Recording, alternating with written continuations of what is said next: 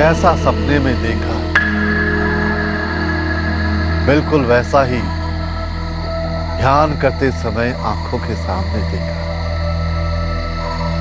एक मंदिर, विशाल मंदिर, जिसके बनते ही गांव के हर आदमी के जीवन में सुख समृद्धि की वर्षा हो। मेरी आप लोगों से यही विनती है कि हाथ खोल कर दान करें, भगवान के काम में कंजूसी ना करें।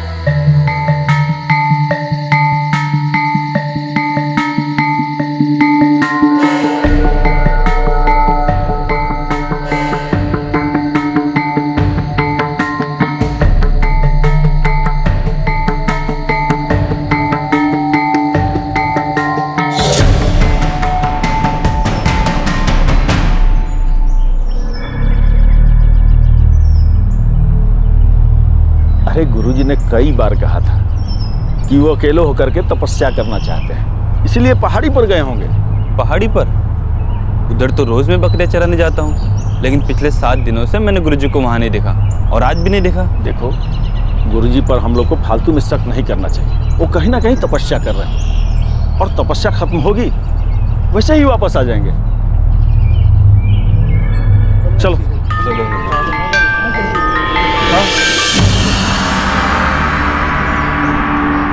गांव वाले नहीं जानते थे कि राजा सागी गुरुजी कभी वापस नहीं आने वाले थे। उन्हें तो यह भी नहीं पता था कि कहीं दूर पुलिस भी गुरुजी की तलाश कर रही थी।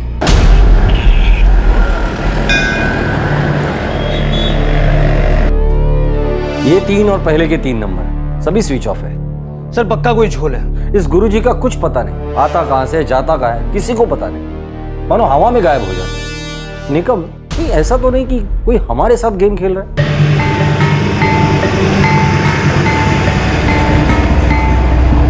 गुरुजी आप इंदौर जा रहे हैं? जहां भगवान कहे वहीं चले जाते हैं।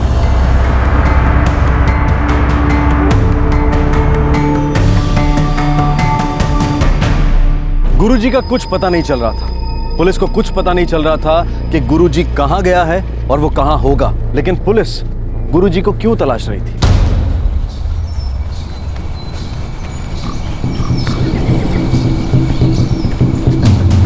डवरे भाऊ, ओ डवरे भाऊ। का रे बावले, सकाळ सकाळी भूतभीत पाहिलं की काय? ओ भाऊ, तुम्हारी वो खोली, उधर कुछ गड़बड़ है। कैसी गड़बड़? एकदम गंदा बास आ रहा है घर के अंदर से, और दरवाजा बाहर से बंद है।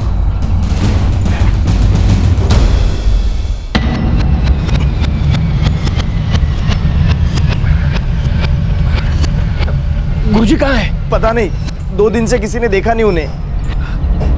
खिड़की तोड़ दे।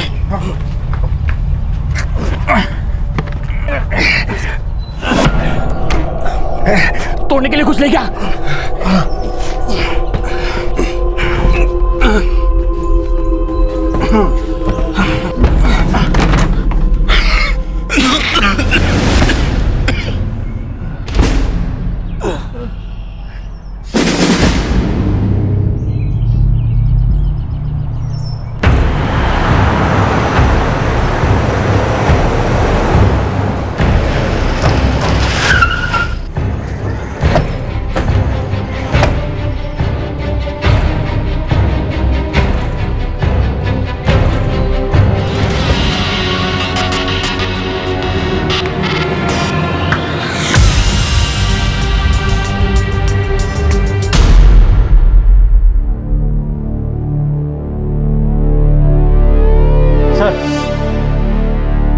इससे खून हुआ है।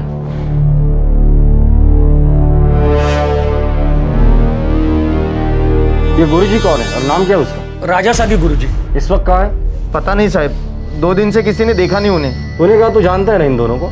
हाँ साहब, ये रोहिणी है, अपने अमरदेव की बेटी। ये अमरदेव कौन? मजदूर है साहब, यही पास ही में कंस्ट्रक्शन साइट पे काम करता है। जा बुला के ले गया उसको। जी सर। साहब, भाड़े के कागज पत्र तो नहीं बनवाए थे। क्यों? गुरुजी को खोली ऐसे ही भाड़े पर दे दी थी। साहब, गुरुजी संत आदमी थे, एकदम साधु पुरुष, बूढ़े थे। 2 महीने पहले वो मेरे घर पे आए थे। गुरुजी, आप कहाँ से हो? कहीं से नहीं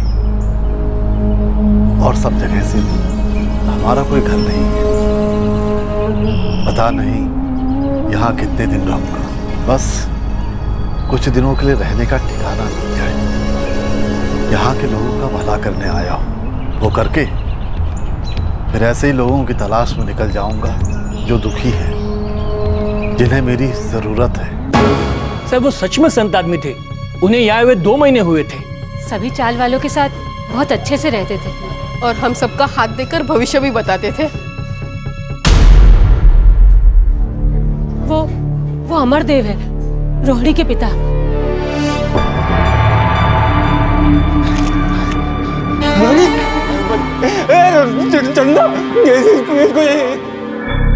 सर ये अमरदेव कुछ बोलने की हालत में नहीं है। जरूर इस गुरुजी का ही कुछ झोल है। तो यहाँ किसी के पास उस गुरुजी की फोटो भी नहीं है।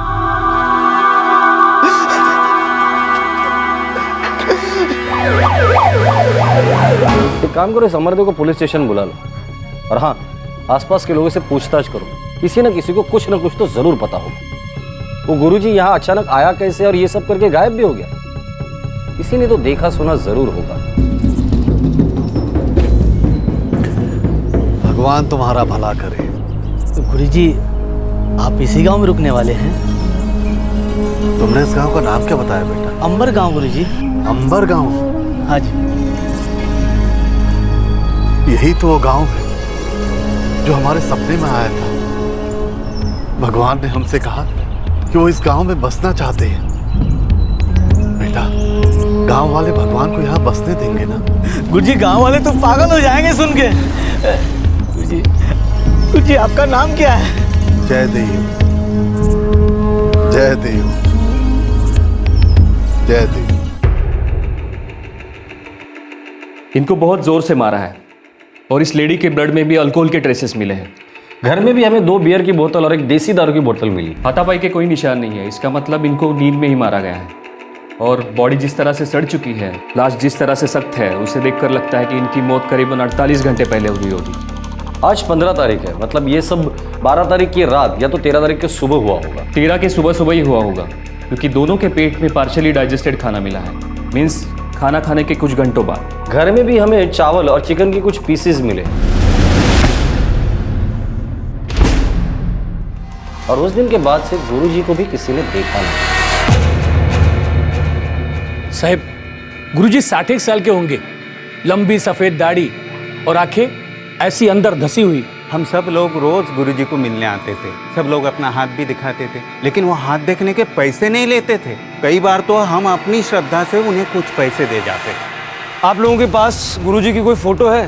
फोटो हो साहब, अभी कुछ 5 दिन पहले, शायद 10 मई को मैं गुरुजी के साथ में शिरके सुनार की दुकान में गया था।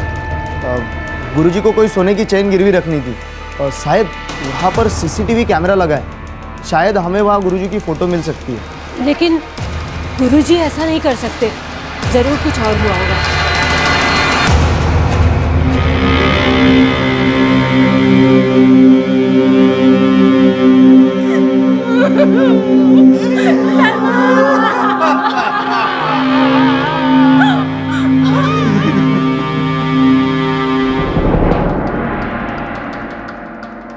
क्या हुआ साहब? आप गुरुजी के बारे में क्या पूछताछ कर रहे हैं? 2 खून हुए हैं गुरुजी के घर में, तब से वो गायब है। कुछ पता है इस गुरुजी के बारे में? नहीं साहब, नहीं पता। पर गुरुजी तो ऐसा नहीं कर सकते, वो तो एकदम संत आदमी है साहब। 5 दिन पहले यानी 10 मई को वो ये चेन आपके पास गिरवी रखने आया था। मुझे उस दिन का CCTV फुटेज देखना है। हाँ हाँ साहब, अभी दिखा देता हूँ, आ जाइए।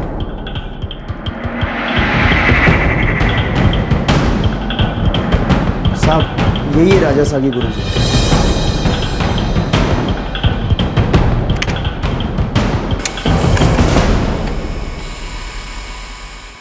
साहिब, हम मजदूर लोग हैं। मैं और मेरी बीवी मजदूरी करते हैं साइट पे। रहने का ठिकाना भी नहीं है हमारे पास। जहाँ काम करते हैं वहीं रहते हैं। पास के बनोली गांव के हैं। तुम्हारी बेटी रोहिणी और उसकी बेटी चंदा इस राजा सागी गुरुजी के घर में क्या कर रहे थे? गुरुजी अकेले रहते थे साहब, और हमारी बेटी उनकी सेवा करती थी साहब। बहुत बुढ़े आदमी थे। हमारी उनके ऊपर बहुत श्रद्धा थी। वो बहुत दयालु थे, हमारी बहुत मदद करते थे। वो आदमी 2 महीने पहले यहाँ रहने के लिए आ गया। इन 2 महीनों में उसने ऐसी कौन सी दया दिखाई या कौन सी मदद की कि तुम्हारी बेटी रोहिणी उसके घर में उसकी सेवा करने चली गई, साथ में अपनी बेटी चंदा को भी लेके गई। फिर दोनों का खून हो गया और अब ये गुरुजी भी गायब।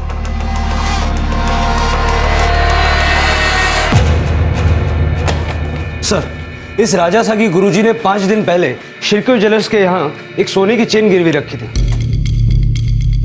क्या तुम्हारी बेटी सोने की चेन पहनती थी? नहीं साहब। पति कहाँ है उसका? मैथिली साहब, 4 साल पहले वो छोड़ के चला गया, वापस अभी तक आया नहीं। अमरदेव,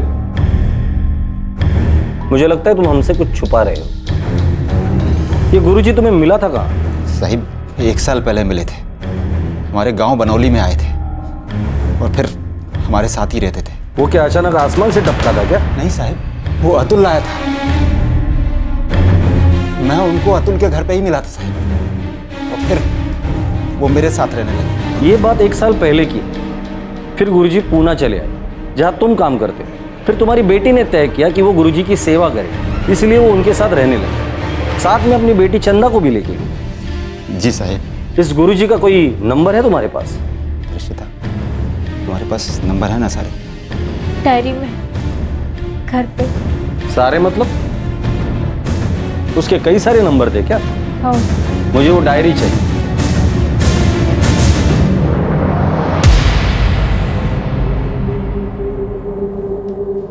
इस अतुल को पुलिस स्टेशन लेकर आओ। सर, गुरुजी की हर बात बेहद रहस्यमय लग रही थी। पुलिस को शक था कि गुरुजी का उन दोनों हत्याओं में हाथ है और कई फोन नंबर्स की वजह से शक और गहरा होने लगा। ये गुरुजी कौन थे, कहां थे और कहां से आए थे? पुलिस को उम्मीद थी कि अतुल से कुछ पता चलेगा, क्योंकि अतुल ही उसे बनौली लेकर आया था, जहां गुरुजी की मुलाकात अमरदेव से हुई।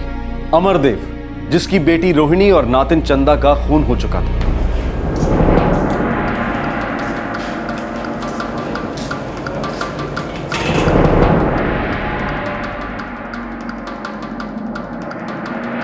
क्या ये तीनों नंबर वो इस्तेमाल करता था? मालूम नहीं, मेरे बाबा ही उनसे बात करते थे। मुझे बस नंबर लिख के रखने के लिए बोला था।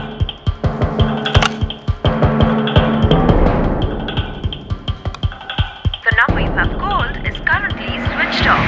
Please try it.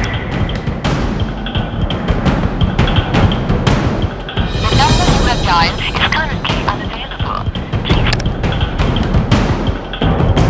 The number you have called is currently not reachable. एक भी नंबर नहीं लग रहा है, या तो बंद है या तो डिस्कनेक्टेड। दर्शिता, क्या वो चेन तुम्हारी बहन की थी? क्या उस चेन के लिए गुरुजी ने तुम्हारी बहन और भांजी को मार डाला? दर्शिता, तुम कुछ छुपा रही हो। वो चेन जो गिरवी रखी गई थी वो मेरी थी। तुमने वो चेन गुरुजी को दी थी? नहीं, मेरे बाबा ने।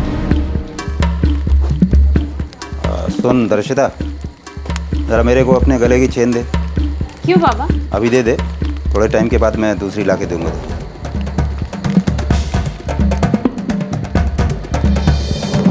मुझे तो बाद में पता चला कि वो चेन मेरे बाबा ने राजासागी गुरुजी को दी थी। तुम्हारे बाबा ये सारी बातें हमसे क्यों छुपा रहे हैं? मालूम नहीं साहब। दर्शिता, तुम्हारी बहन गुरुजी के साथ उनके घर में क्यों रहने लगी थी? वो गुरुजी की सेवा करती थी जब वो हमारे साथ बनौली में रहते थे। फिर 8 महीने बाद गुरुजी यहाँ आ गए तो वो उनकी सेवा करने के लिए उनके घर चली गई। गुरुजी को लगा कि एक औरत उनके घर में रह रही है, ऐसा जानकर लोग तरह तरह की बातें करेंगे, इसीलिए उन्होंने मेरे बाबा से कहा कि वो ताई से शादी करना चाहते हैं। वो दोनों शादीशुदा थे? हाँ।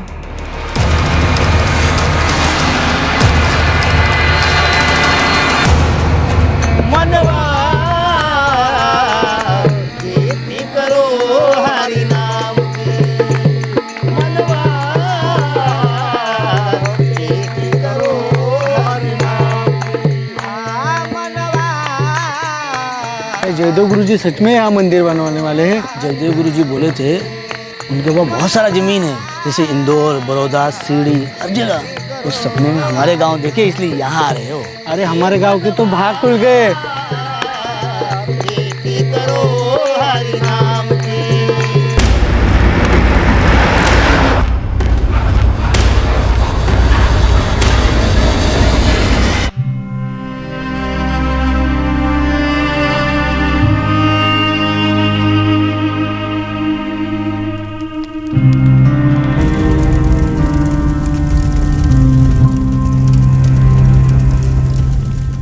साहब मुझे नहीं पता राजासा के गुरुजी कहाँ है। तू ही इस गुरुजी को बनौली गांव लेके आया था। अमरदेव और उसके परिवार से तुमने ही मिलवाया था ना? जी हाँ, पर मैं तो गांव की खुशहाली के लिए लेकर आया था। अमरदेव उनका भक्त हो गया था और वो चाहता था कि गुरुजी उसके घर पे ही रहे। साहब मुझे पता नहीं ये सब कैसे हो गया, और वो गुरुजी और अमरदेव की बेटी के बीच क्या चल रहा था ये मुझे नहीं पता साहब।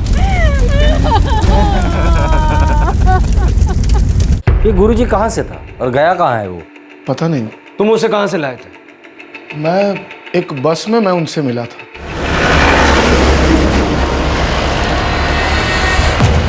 साहब मैं सिन्नर जा रहा था। सिन्नर नासिक के पास? जी हाँ, वहाँ मेरा बड़ा भाई रहता है। बस में गुरुजी से मिलना हुआ था।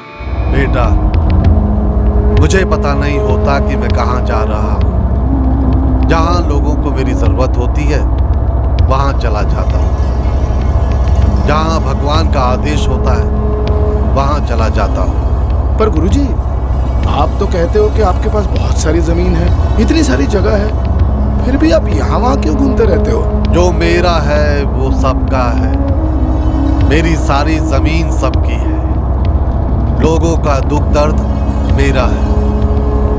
जमीन लेकर क्या करूंगा मैं तो बैरागी हूं, घूमता रहता हूं। लोगों को ईश्वर के दर्शन कराने की इच्छा में। गुरुजी क्या आप मेरे गांव चलोगे? पूना के पास बनौली गांव में ही रहता हूं। बेटा जहां लोगों को मेरी जरूरत होती है वहां मैं अवश्य जाता हूं। तो तुम्हारे बुलाने पर गुरुजी वहां आया था? जी हाँ। तुमने उसे कांटेक्ट कैसे किया? उन्होंने अपना फोन नंबर मुझे दिया था। इसमें से कौन सा नंबर? याद नहीं, पर मेरे पास उनके और नंबर है। और नंबर मतलब? हाँ उनके पास 3 नंबर थे।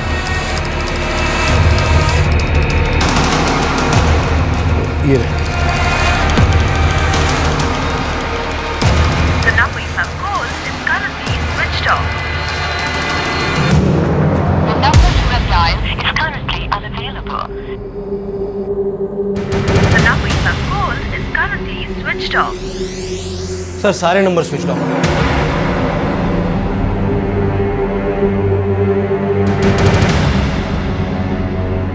ये गुरुजी का झोल क्या है? पता नहीं साहब, अमरदेव से मिलवाने के बाद गुरुजी से मेरी ज्यादा बातचीत नहीं हुई। अमरदेव को पता, मैं समझ नहीं पा रहा हूं कि ये सब कैसे हो गया। गुरुजी ऐसा कैसे कर सकते हैं? वो तो साधु आदमी है साहब। ठीक है, जा सकते हो।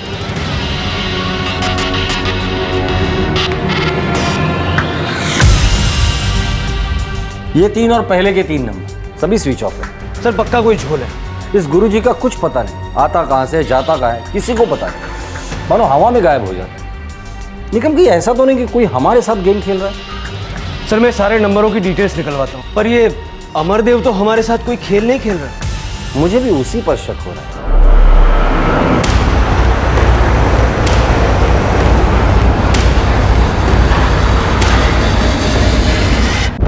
साहब मैं बहुत गरीब आदमी हूँ, मैं क्या खेल खेलूंगा। मुश्किल से 2 वक्त की रोटी कमा पाता हूँ। वो गुरुजी तुम्हारे गांव बनौली आके रुका, फिर तुम्हारी बेटी से शादी की जो उससे उम्र में आधी होगी। खुद गुरुजी उम्र में तुमसे बड़ा होगा, फिर भी तुमने हमसे ये बात छुपाई, जबकि तुम्हारी बेटी और नाती की लाश उसके घर में मिली थी। तुमने हमें बताया कि तुम्हारी बेटी उसकी सेवा करने वहां जाती थी। साहब मैं गुरुजी को इसलिए घर लाया था कि वो मुश्किल समय में हमें पैसों की मदद करते थे। इसे रख लो, अपना ख्याल रखना। दुनिया में पैसा ही सब कुछ नहीं होता। वो इतनी मदद करते थे तो मैंने सोचा उनको घर बुला लूं। उनसे पैसा मिलता रहेगा तो घर आसानी से चलता रहेगा। मैंने सुना था उनके पास बहुत पैसा है, बहुत ज़मीन है और वो एक जगह पर नहीं रुकते हैं। तुम्हारी लालच मैं समझ सकता हूँ, पर एक बात समझ में नहीं, तुम्हारी बेटी ने ऐसे आदमी से शादी की जो उम्र में तुमसे बड़ा है, क्यों? जवाब दो। साहिब, गुरुजी जब गांव से चले गए थे तो मैं बहुत मुश्किल समय से गुजर रहा था। मेरे पास कोई काम नहीं था। मैंने गुरुजी को बहुत फ़ोन किया, उनसे बहुत विनती की कि मुझे अपने किसी आश्रम में जगह दे दें। मैंने सुना था कि उनके पास बहुत सारे आश्रम हैं, नासिक में, बड़ौदा में, इंदौर में और न जाने कहाँ कहाँ। लेकिन उन्होंने हमें बुलाया नहीं और फिर उसके बाद वो अचानक से पुणे आ गए। देखो, तुम्हारी कहानी मैं फिर कभी सुनूंगा, फिलहाल मुझे इतना बता दो, तुम्हारी बेटी ने उससे शादी क्यों की? साहब, वो जब बनौली में मेरे घर में रहते थे तो हमारी बेटी रोहिणी उनकी देखभाल करती थी। और जब दोबारा से वो पुणे आए तो मेरी बेटी वहाँ जाकर उनकी देखभाल करने लगी। और फिर एक रात गुरुजी मेरे घर आए।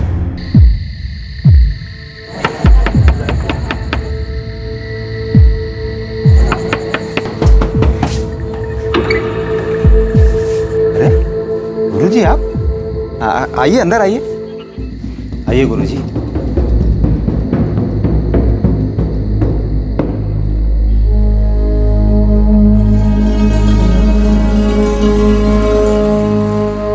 अमरदेव, रोहिणी अक्सर हमारी सेवा करने हमारे घर आती। गुरुजी, वो आपकी भक्त है।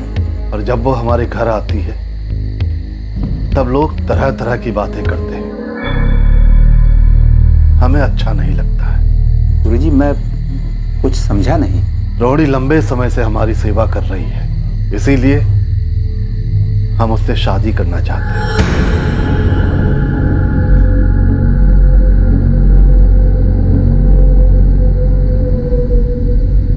सुनकर मुझे भी धक्का लगा साहब कि मेरी उम्र से बड़ा आदमी मेरी बेटी के साथ शादी करेगा।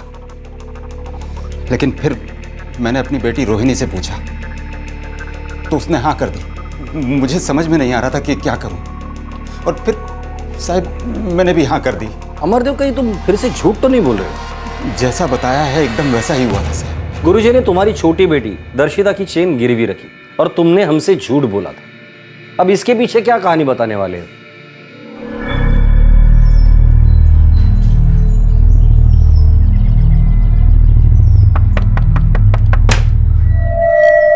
नमस्ते गुरुजी।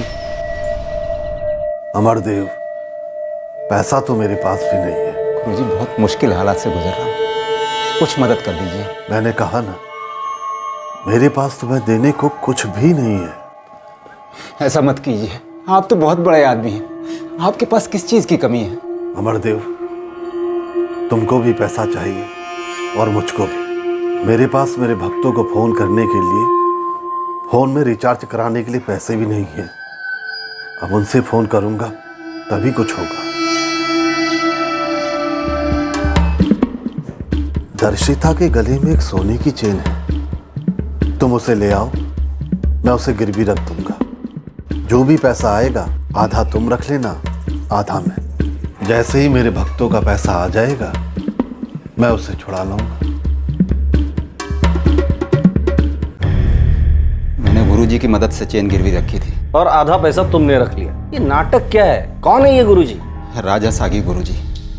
मुझे सिर्फ इतना ही पता है। मुझे क्या पता था कि वो मेरी बेटी और नातिन का खून कर देगा। उनका खून गुरुजी ने किया है या तुमने? साहिब, आप एक बात बताओ, मुझे अपने बच्चों का खून करके क्या मिलेगा? ये सब उस गुरुजी का किया हुआ है। अब मुझे क्या पता था कि वो ऐसा करना चाहता? मुझे तो उस पर पूरी श्रद्धा थी साहब। धीरे धीरे सच सामने आने लगा कि गुरुजी एक पाखंडी धोखेबाज था जो लोगों को अपने जाल में फंसाता था। पर अभी तक ये नहीं पता चला था कि वो था कौन, कहां का रहने वाला था और अभी कहां था। और वो आश्रम, वो जमीन जो उसने दावा किया था कि उसकी थी, क्या वो सच था?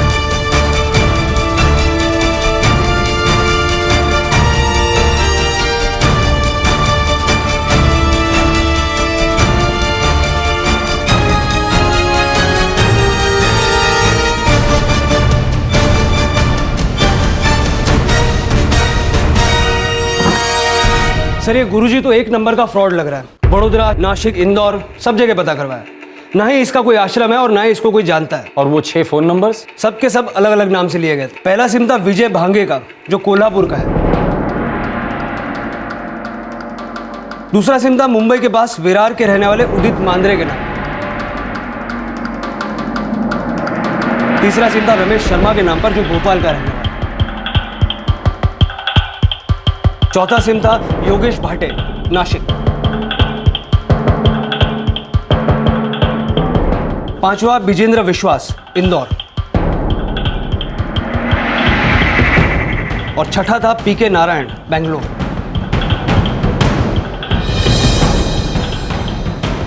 जाहिर सी बात है ये गुरुजी तो फ्रॉड ही है। अच्छा, ये सारे नाम और एड्रेस असली है नकली? सर सारे नाम असली हैं और सारे पते सही हैं। ये सब गुरुजी के पक्के भक्त हैं। मैंने सबसे बात की। ओए साहब, आपने जो फोटो भेजा वो देखा मैंने, लेकिन वो राजा सागी गुरुजी नहीं है। तो कौन है? साहब वो तो नामदेव गुरुजी है, एकदम संत आदमी है। मैंने उनको सिम कार्ड दिलवाया था क्योंकि उनके साथ बात करने का कोई जरिया नहीं था ना। आपने जो फोटो भेजी थी वो तो यज्ञराज गुरुजी की है। मैंने ही उनको सिम दिलवाया था। बड़े भले आदमी है वो। मैंने उनको सिम दिलवाया ताकि मैं उनसे बात कर सकूं। बड़े महान आदमी हैं गिरफ्तार गुरुजी, बड़े ज्ञानी हैं। मैंने मेरे नाम पर ही उन्हें सिम कार्ड दिलवाया था। आपको जरूर कुछ गलत फहमी हुआ है। उनका नाम तो श्री सार्थक गुरुजी है। मेरे घर में उनका फोटो लगा है। मैं रोज सुबह शाम उनके पाँव छूता हूँ साहब। जय वरदराज गुरुजी। आप उनको राजा सागी नाम कैसे दे सकते हैं? बड़े संत महात्मा है वो। हाँ, उनको मैंने सिम दिलवाया था। उनको मैं और बहुत कुछ देना चाहता था, लेकिन उन्होंने मना कर दिया मुझे। लोकनाथन गुरुजी एकदम शांत आत्मा है। वो मुस्कुराएंगे तो सभी मन एकदम शांत हो जाता है। मैंने उसे सिम दिया था, पर हुआ क्या? आप जानना क्या चाहता है और उसे दूसरे नाम से क्यों बुला रहा है? ये राजा सागी कौन है? एक भी भक्त मानने को तैयार नहीं है कि गुरुजी ऐसा कुछ भी कर सकते।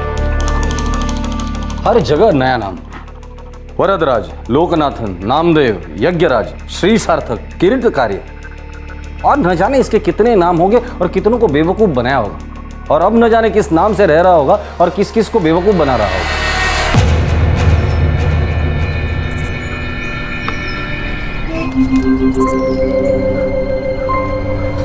लीजिए गुरुजी। भगवान तुझे लंबी उम्र दे।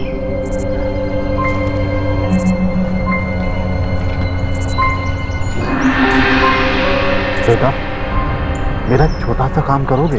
कहिए ना गुरुजी, काम हो जाएगा। हम इधर उधर भटकते रहते हैं। हमारे न जाने कितने भक्त जो हमसे बात करना चाहते हैं, अपना दुख दर्द बांटना चाहते हैं। मैं कहाँ हूँ ये जानना चाहते हैं। तो मेरे लिए एक सस्ता सा मोबाइल और सिम कार्ड लाकर दोगे मुझे? क्या बात कर रहे हैं गुरुजी, आप हमारे लिए इतना कुछ कर रहे हो। आपके लिए मोबाइल सिम कार्ड क्या है? आज ही लाके दूंगा गुरुजी।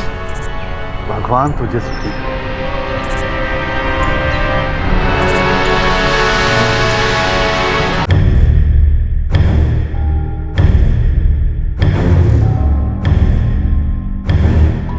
सर इन सारे भक्तों के अलावा एक और भक्त है जिसने इसको सिम कार्ड दिलवाया था। उसका नाम है अनुभा, सूरत गुजरात से। और इस गुरुजी ने इन सारे नंबरों से उससे बात की। ये अनुभा कौन है? भक्त है, कहती है कि गुरुजी उसके लिए पिता समान है।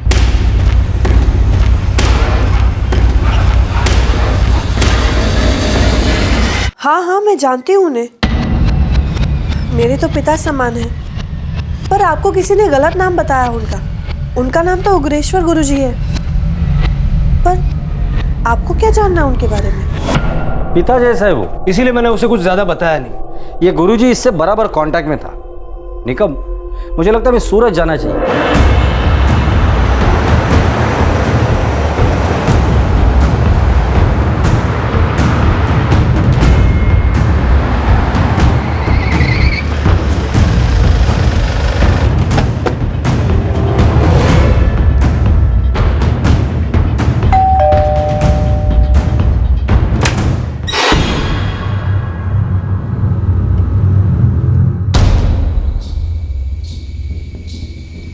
आपने गुरुजी के बारे में जानने के लिए फोन किया था ना? ये देखिए।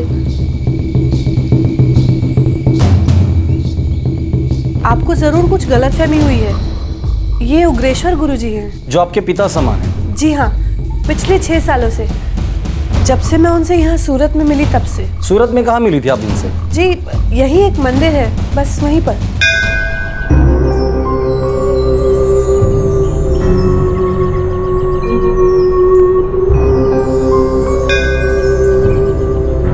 उनके चेहरे पे एक अलग ही तेज था, शांत प्रसन्न चेहरा। उनकी मुस्कुराहट ऐसी थी जिसे देखकर कोई भी मुस्कुराने लगे। दक्षिणा तो दे दी, लेकिन अपनी परेशानी नहीं बताई।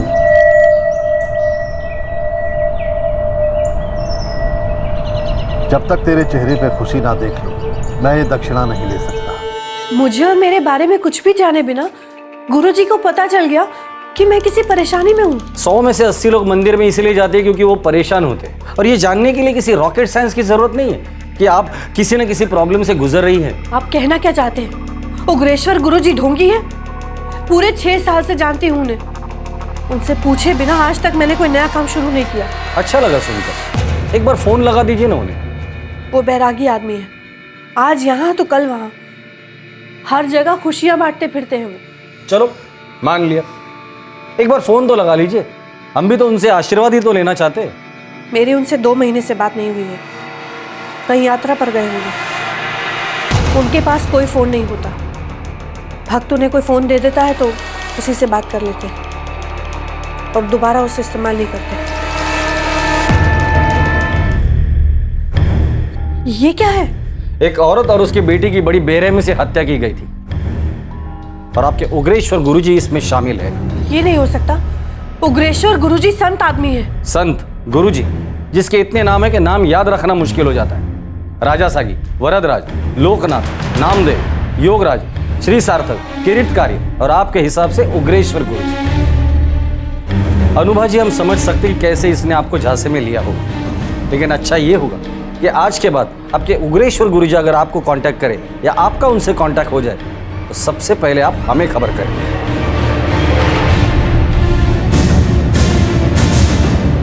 ये सारे गुरु लोग जो खुद अपने आप को संत महात्मा कहते हैं, इनके अंदर एक गुण तो होता है, ये बहुत आसानी से लोगों को अपने झांसे में लेते हैं और अपना भक्त बना लेते हैं। और ऐसे भक्त लोग उनको भगवान की तरह पूजने लग जाते हैं। इस गुरुजी का जुर्म तो सामने आ गया, अब ये पता करना है कि इसके पीछे कुछ और जुर्म के गड़े मुर्दे तो नहीं छिपे जब तक बाहर ही नहीं आए। हो सकता है सर, क्योंकि जब एक बात सामने आती है तो बहुत सारे राज खुलते हैं, और खास करके ऐसे गुरु लोगों के मामले में। इस गुरुजी को हमें जल्द से जल्द पकड़ना होगा, इसके पहले वो कोई बड़ा कांड न करे।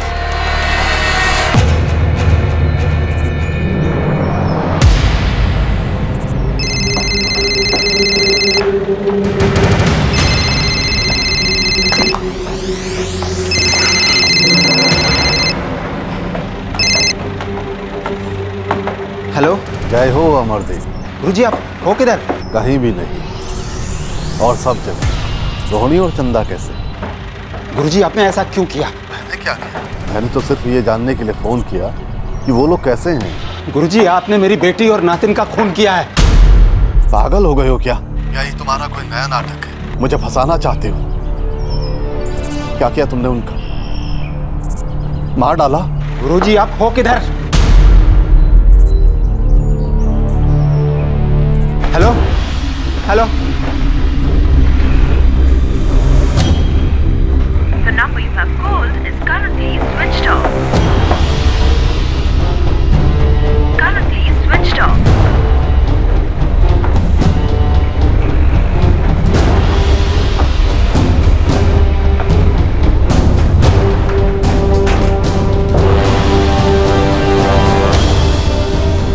इसी नंबर से फोन आया था? हाँ साहब। ये नंबर ट्रैकिंग पे डाल दो। सर, उसने तुमसे ये पूछा कि तुम्हारी बेटी रोहिणी और नातिन चंदा कैसी है? हाँ साहब, नाटक कर रहा था वो। नाटक वो कर रहा है या तुम कर रहे हो? अमरदेव, ये गुरुजी का और तेरा चक्कर क्या है? खून किसने किया है, तूने या उसने? कहीं ऐसा तो नहीं कि गुरुजी से हिसाब चुकता करने के लिए तू ये सब नाटक कर रहा है? पूरा सब उस गुरुजी ने किया हुआ है। मैं उस आदमी को पहचान नहीं पाया। साहिब, मैंने गलती की कि उस आदमी से मदद ली और फिर उसके चक्कर में फंसता चला गया। साहिब, मैंने बहुत गलतियां की हैं साहब, लेकिन अपनी बेटी को और नातिन को मारने का पाप नहीं कर सकता साहब, नहीं कर सकता। सर, फोन अब स्विच ऑफ है। कॉल अंबरगांव से आया था। क्या वो अभी भी वहां छुपा होगा?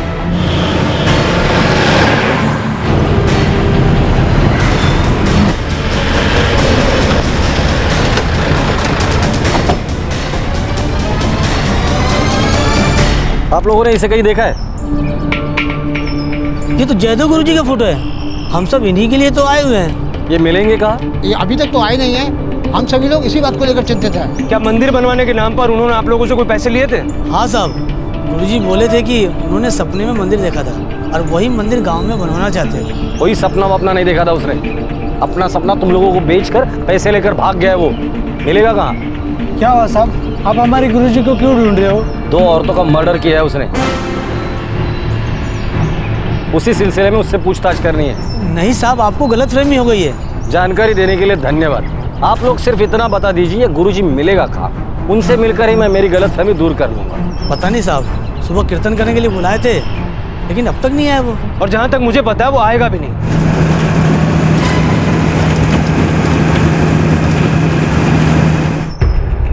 एक काम करो, उसका मोबाइल ट्रैकिंग पे डाल दो।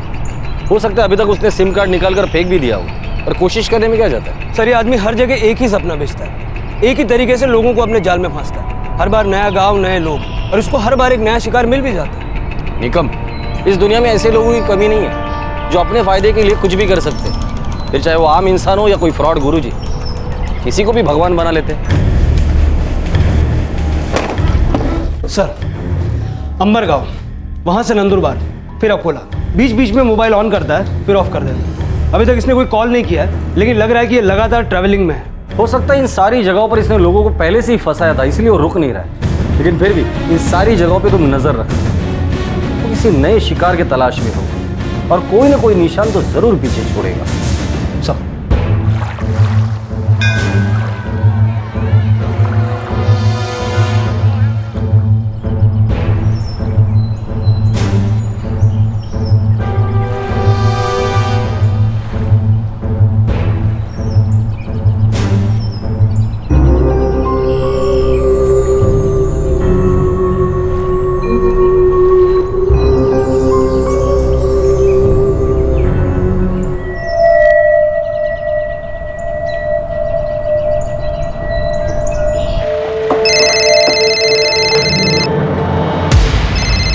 हेलो अमरदेव, तुम क्यों झूठ बोल रहे हो? क्यों मेरे बारे में अफवाह फैला रहे हो?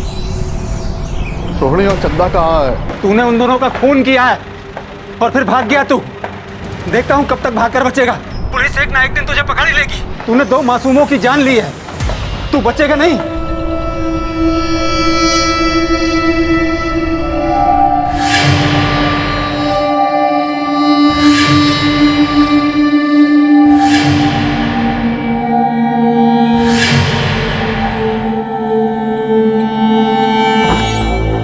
बाबा, मैं काम पे जा रही हूँ। ठीक है बेटा। क्या वजह थी कि गुरुजी बार बार अमरदेव को फोन कर रोहिणी और चंदा के बारे में पूछ रहा था, जिनका के खून हो चुका था? क्या वो सचमुच बेकसूर था या फिर उसका अपराध उसे खाया जा रहा था? इस दूसरे फोन कॉल ने गुरुजी की तलाश को तेजी दे दी। सर, कॉल वाराणसी से किया गया था। फोन अभी भी ऑन है और लोकेशन वाराणसी है। दोबारा उसका कॉल है तो उसको बातों में उलझाए रखना। उसको विश्वास दिलाना कि पुलिस को उस पर बिल्कुल भी शक नहीं। निकम, वाराणसी चलना होगा। पूरे चांसेस है कि वो वहीं छुपा होगा।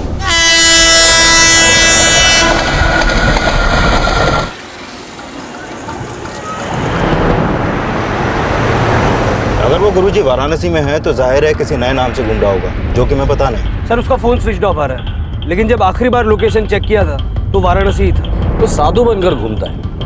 हो सकता है किसी न किसी साधु ने उसे देखा हो।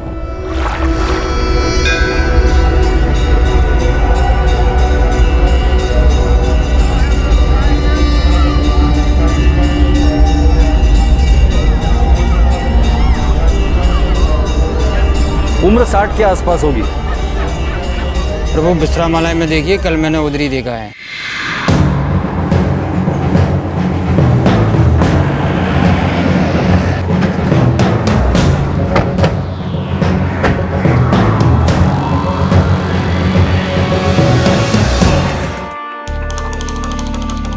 साहब यहाँ तो बहुत से साधु रुके हुए हैं, सभी बूढ़े हैं और सभी की दाढ़ी लंबी है। हाँ, उनमें से कईयों की सफेद भी होगी, पर इन्हें मैंने यहाँ कभी देखा है या नहीं मुझे याद नहीं। ठीक है, हमें सभी रूम की तलाशी लेनी होगी। साधु लोग नाराज हो जाएंगे। हम एक ढोंगी साधु को ढूंढ रहे हैं, हमें शक है कि उसने मर्डर किया है। पर साहब, मैनेजर साहब, हम आपको पूछ नहीं रहे, बता रहे, तलाशी होगी। शर्मा, तुम वहां देखना। निकम, सरल जा।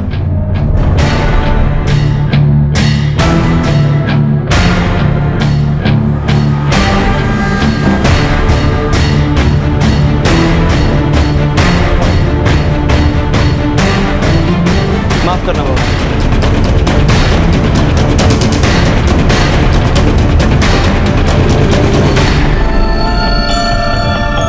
बाबा जी, इनको कहीं देखा है आपने?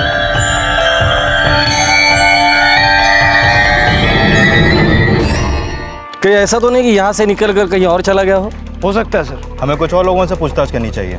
हो सकता है बाई चांस वो यहीं पर हो और फिर भागने में कामयाब ना हो जाए। एक काम करते, दूसरी जगह।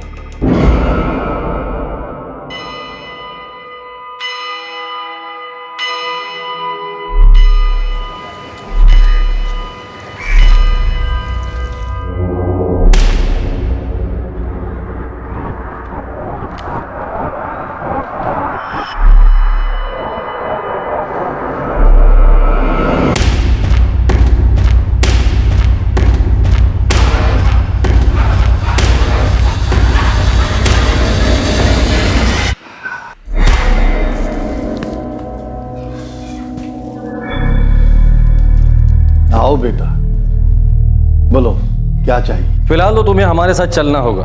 कहाँ ले जाना चाहते हो बेटा? पुणे, जहां तुमने रोहिणी और चंदा का खून किया है।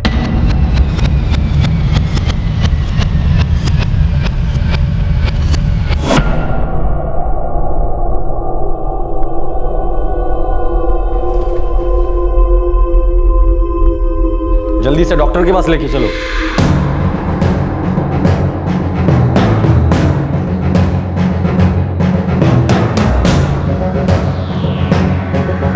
कहाँ लिए जा रहे हैं इनको? क्या किया है इन्होंने? देखिए, हम पुलिस वाले हैं और ये एक डबल मर्डर केस का मुख्य आरोपी है। हम लोग पूछताछ करने आए थे, तभी वो बेहोश हो गया। एक शांत आदमी पर तुम कैसे आरोप लगा रहे हो? देखिए, हम आरोप नहीं लगा रहे, सिर्फ पूछताछ कर रहे हैं। साहब, वो बूढ़े आदमी हैं, उनकी तबीयत ठीक नहीं है। पता है हमें, तभी तो उनको डॉक्टर के पास लेकर जा रहे हैं। लेकिन ऐसी अवस्था में आप इन्हें कैसे ले जा सकते हैं? देखिए, हम लोग पुलिस वाले और इस वक्त ड्यूटी पर है। अगर आप लोगों ने हमें रोकने की कोशिश की तो पूरी फोर्स बुलाकर आप लोगों पर कार्रवाई करूंगा मैं। देखिए, पहले हम गुरुजी को डॉक्टर के पास ले जाएंगे, इनकी तबीयत ठीक होगी, उसके बाद ही पूछताछ शुरू करेंगे। प्लीज हमारा रास्ता छोड़िए, हटिए सामने से। ठीक है।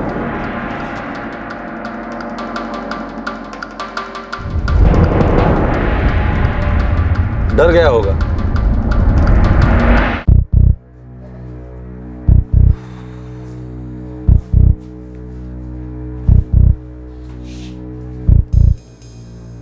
ऑफिसला फोन करून कळवलं? कैसी तबीयत है? होश में आ गया वो? कुछ नहीं हुआ उन्हें, वो तो बिल्कुल ठीक है। ओह, हमें लगा था इसे कुछ हो ना गया हो, सांसें फूल गई थी इसकी। ऐसा कुछ नहीं है, वो एकदम ठीक है। आप चाहें तो उन्हें पुणे लेके जा सकते हैं और चाहें तो पूछताछ भी कर सकते हैं। अच्छी एक्टिंग कर लेते हो। वैसे यहाँ किस नाम से रह रहे थे गुरुजी? नाम में क्या रखा है बेटा, जो देना चाहो दे दो। गुरुजी, आपके झांसे में हम लोग आने वाले नहीं हैं। कुछ कड़वे सवाल है जिनके जवाब आपको देने हैं। अब तक बहुत से भक्तों का भला किया ना तूने, अब तेरा भला हम लोग करेंगे पूना में।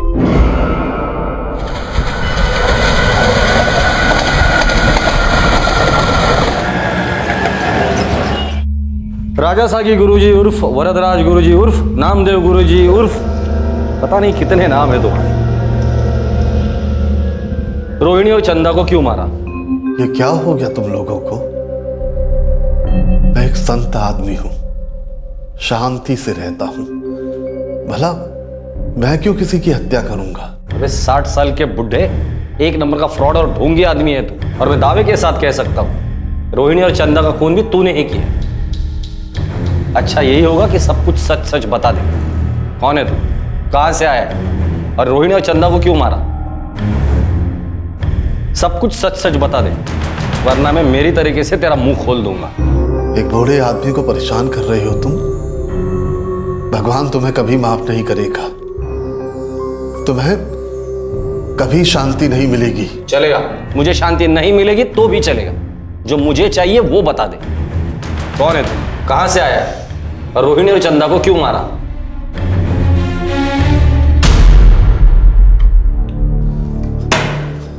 अब भी वक्त है तेरे पास, मुंह खोल दे, वरना बाद में बहुत पछताएगा तू। मैं बताता हूं। मैं बेलगांव का रहने वाला हूं। बोलते रहे, सुन रहा हूं मैं एक बहुत गरीब आदमी था। 2 वक्त की रोटी भी मुश्किल से जुटा पाता था। हालात इतने खराब हो गए कि न खाने को खाना था और न रहने का ठिकाना। कोई काम भी नहीं मिल रहा था। और तभी एक कपड़े के टुकड़े ने मेरी जिंदगी बदल दी।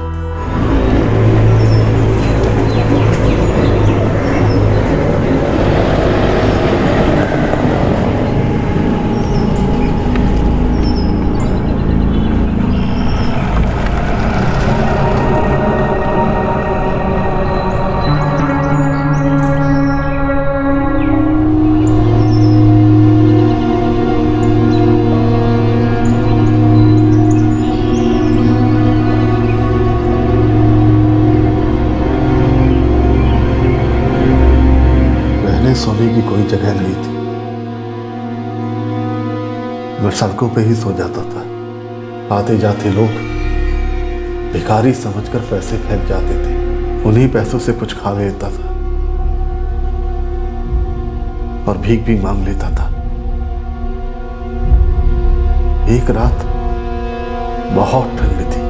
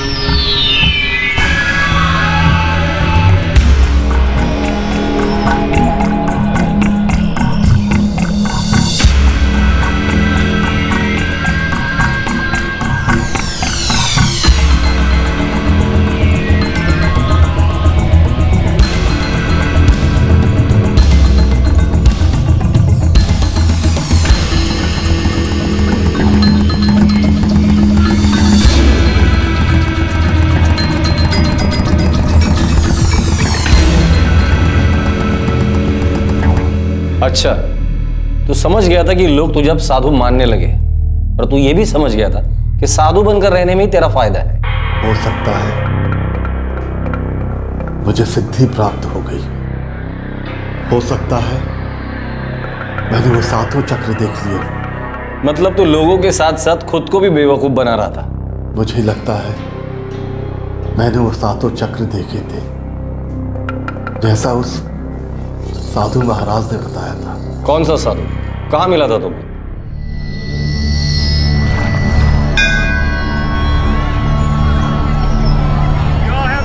तेरे जीवन में बहुत संघर्ष है बेटा। और कितना संघर्ष गुरुजी, पूरी जिंदगी संघर्ष ही तो करता आया हूँ।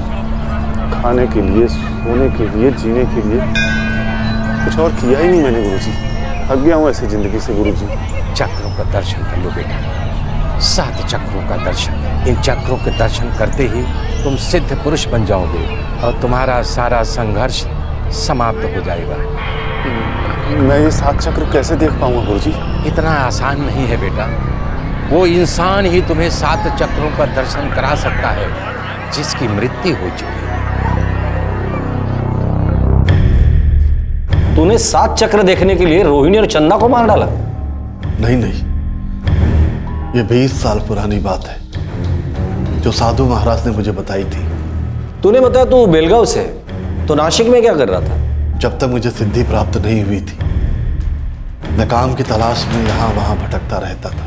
रहने का कोई ठिकाना नहीं था। आजाद था मैं, जैसे आत्मा होती है, सभी बंधनों से आजाद।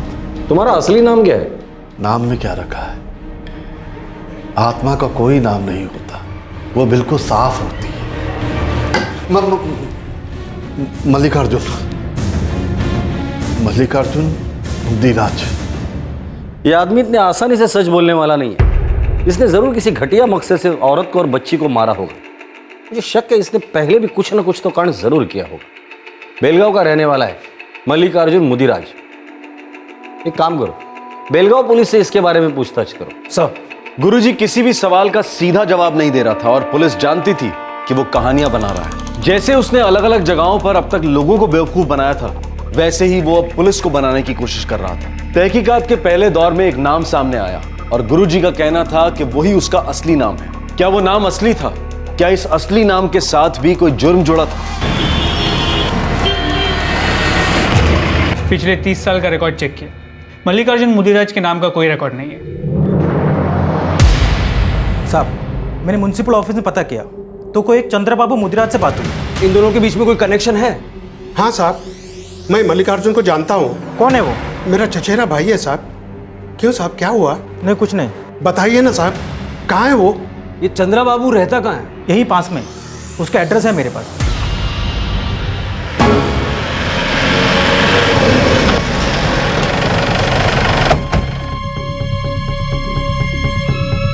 मल्लिकार्जुन कहाँ है?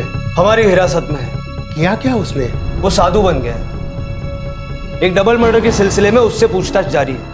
क्या? बाबा।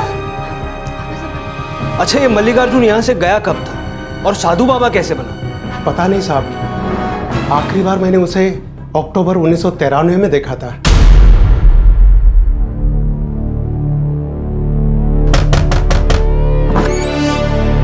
अरे मल्लिका, हाँ अंदर। क्या हुआ मल्लिका? शोभा और ऊर्जा कहाँ है?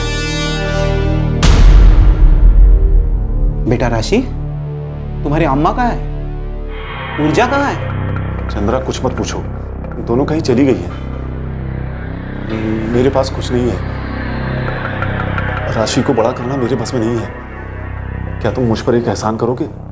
क्या? इसे अपने पास रख लो, बस जब तक मैं वापस नहीं आता इसका ख्याल रखो।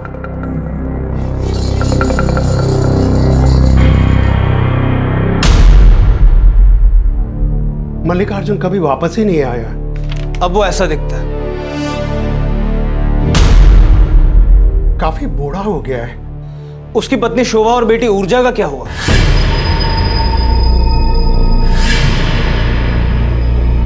पता नहीं साहब, उसने कभी कुछ बताया नहीं और राशि ने भी कुछ नहीं बोला। वैसे भी उस वक्त राशि सिर्फ 4 साल की थी। मल्लिकार्जुन जब गया तो शोभा, ऊर्जा और राशि को साथ में ले गया। कहाँ गया उसके बारे में हमें पता नहीं। जब भी वापस लौटा तो सिर्फ राशि उसके साथ में थी।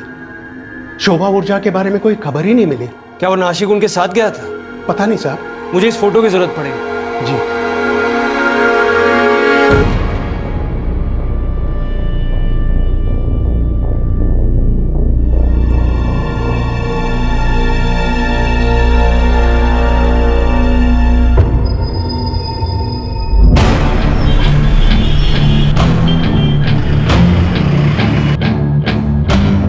बीस साल पहले की बात। तब ये मल्लिकार्जुन, जो अब ढोंगी गुरुजी बना हुआ है, नासिक आया था अपनी पत्नी शोभा और बेटियों ऊर्जा और राशि के साथ। बाद में उसकी पत्नी शोभा और बेटी ऊर्जा का कुछ पता नहीं चला। 20 साल पहले पुराने रिकॉर्ड्स चेक करने पड़ेंगे। मेरी पत्नी और बच्ची के साथ क्या हुआ पता नहीं। वो नासिक में उनके साथ ही रहता था ना?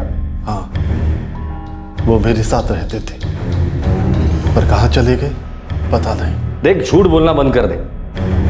तेरी बेटी राशि तेरे साथ थी और तेरी बीवी और दूसरी बेटी ऊर्जा का है, तुझे पता नहीं?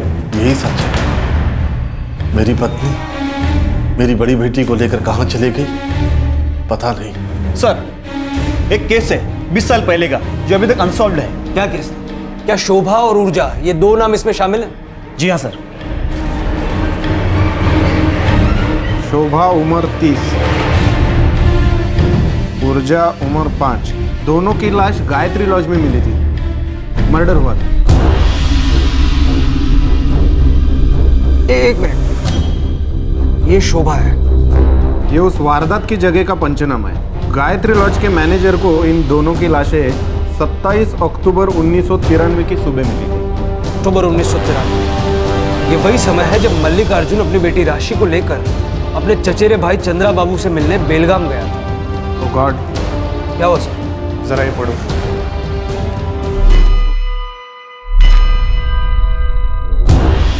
तूने अपनी बीवी और बच्ची को मार डाला? अक्टूबर 1993, गायत्री लॉज। कुछ याद आया? नासिक सिटी पुलिस स्टेशन में यह केस दर्ज हुआ है। एक बात बता, तूने राशि को क्यों जिंदा छोड़ दिया?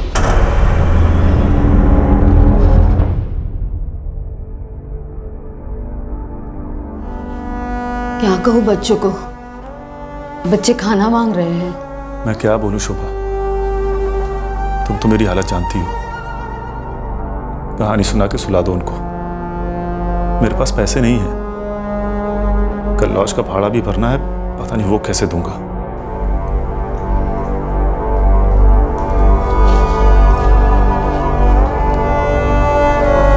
मुझे समझ नहीं आ रहा था कि घर कैसे चलाऊं। मैंने सोचा पहले सबको मार डालूंगा और फिर अपनी जान दे दूंगा। पर तू तो अभी तक जिंदा है, झूठे मक्कार ढूंगी। तूने अपनी बीवी और बच्ची को मार डाला, बीवी का पेट काट के रख दिया। किस लिए? 7 चक्र देखने के लिए, जो कि होते ही नहीं है। मैंने शोभा और ऊर्जा को मार डाला। वो इंसान ही तुम्हें 7 चक्रों का दर्शन करा सकता है जिसकी मृत्यु हो चुकी है।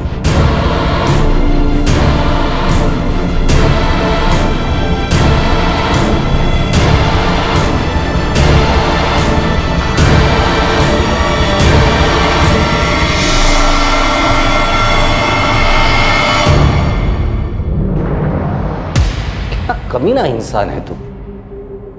20 साल पहले तूने अपनी बीवी और बच्ची को मारा था 7 चक्र देखने के लिए, और आज 20 साल के बाद उसी चीज के लिए तुमने रोहिणी और उसकी बेटी चंदा को मार डाला। नहीं, मैंने इस वजह से रोहिणी और चंदा को नहीं मारा। तो फिर क्यों मारा? रोहिणी मेरे साथ नैना जैसा बर्ताव करने लगी थी। अब ये नैना कौन है? मैं उससे सोलापुर में मिला था।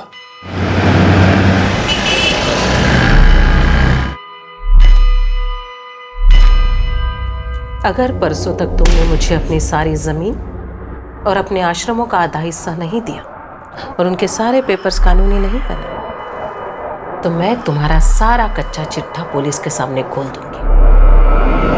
और हाँ, ये मत समझना कि मैं सिर्फ धमकी दे रही हूँ। देवा, मैं नैना से प्यार करने लगा था। वो मेरी एक भक्त की बेटी थी। मैंने उससे शादी कर ली। बाद में पता चला वो माँ बेटी दोनों चालबाज थे।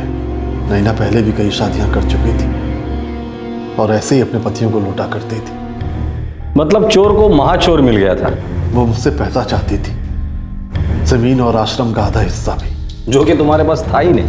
मैंने उसे ये बात बताई थी कि मेरे पास कुछ नहीं है।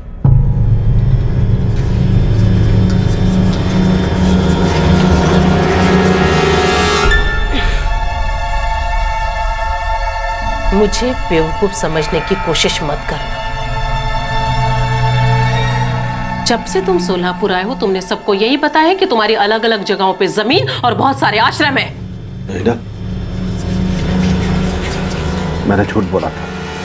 सच तो यह है कि मैं एक बहुत गरीब आदमी हूं। एक बात याद रखना, अगर तुमने अपनी प्रॉपर्टी पर मेरा नाम नहीं डाला ना, तो तुम्हारे सारे के सारे कपड़े उतरवा कर तुम्हें गांव में दौड़ाऊंगी। तुम्हारे सारे भक्तों को बता दूंगी कि तुम कितनी ढोंगी और पाखंडी हो। फिर तो जूते और चप्पलों से तुम्हारी ऐसी आरती होगी ना कि तुम्हारी सारी की सारी अकल ठिकाने आ जाएगी।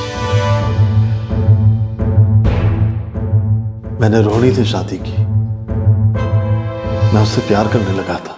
वो एक ढोंगी साधु है, पक्का लड़कीबाज है। नहीं, मैं उससे सच में प्यार करने लगा था। मैं उसकी बेटी चंदा को भी बहुत प्यार करता था, लेकिन रोहिणी भी नैना जैसी हरकतें करने लगी। धन्य है गुरुजी, धन्य है। तुम रोहिणी के साथ सोने के लिए उसको पैसे देते थे, फिर सारा मामला आसानी से दब जाए इसीलिए उससे शादी की। और वो भी चालाक, अपने ही स्वार्थ के लिए उसने तुमसे शादी की।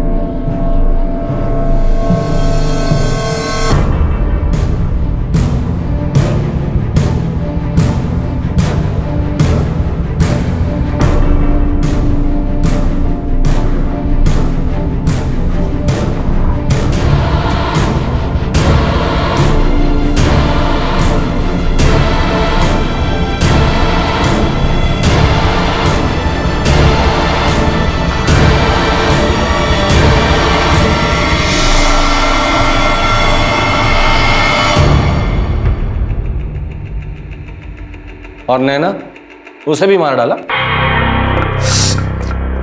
उसे नहीं मारा।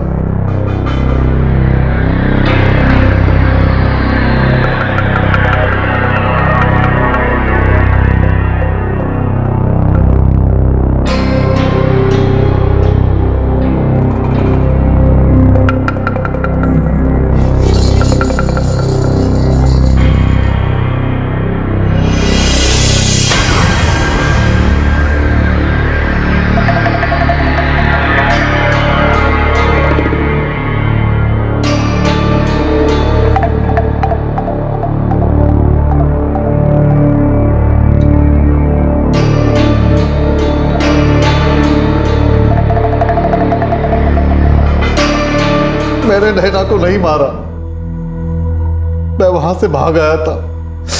मैं उसकी और उसकी मां की रोज रोज की झिकझिक से थक गया था। दयालु, परोपकारी, शांत, अपनी भक्तों की समस्या मुस्कुराकर हल करने वाला।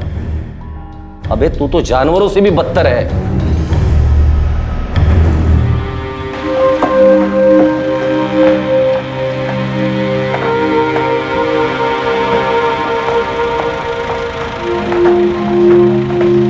अमरदेव, बस लगा रहे, दिन की मजदूरी नहीं चाहिए क्या? बैठा रहेगा तो कौन तुझे पैसे देगा?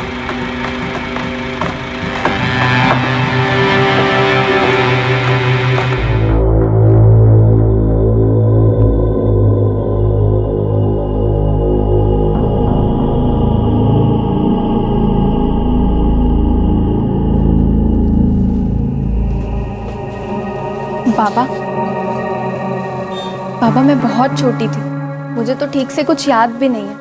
हाँ, बस इतना ज़रूर याद है कि अम्मा और दीदी बिस्तर पर शांत लेटे हुए थे। बाबा मैं काम पर जा रही हूँ।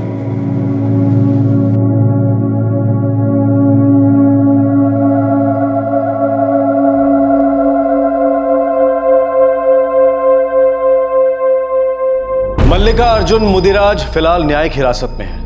उसे आईपीसी की धारा 302 के तहत हत्या के अपराध के लिए बुक किया गया है और 20 साल पहले का डबल मर्डर केस भी रीओपन किया गया है। अपनी पत्नी और बेटी के खून के बाद अगले 20 साल मल्लिका अर्जुन एक संत बनकर अपनी सिद्धियों का दावा कर लोगों को बेवकूफ बनाता रहा और 20 साल बाद उसने दोबारा एक डबल मर्डर किया। लेकिन इस बार पुलिस ने तहकीकात करने में जरा भी कोताही नहीं बरती और सामने आया गुरुजी की काली करतूतों का चिट्ठा।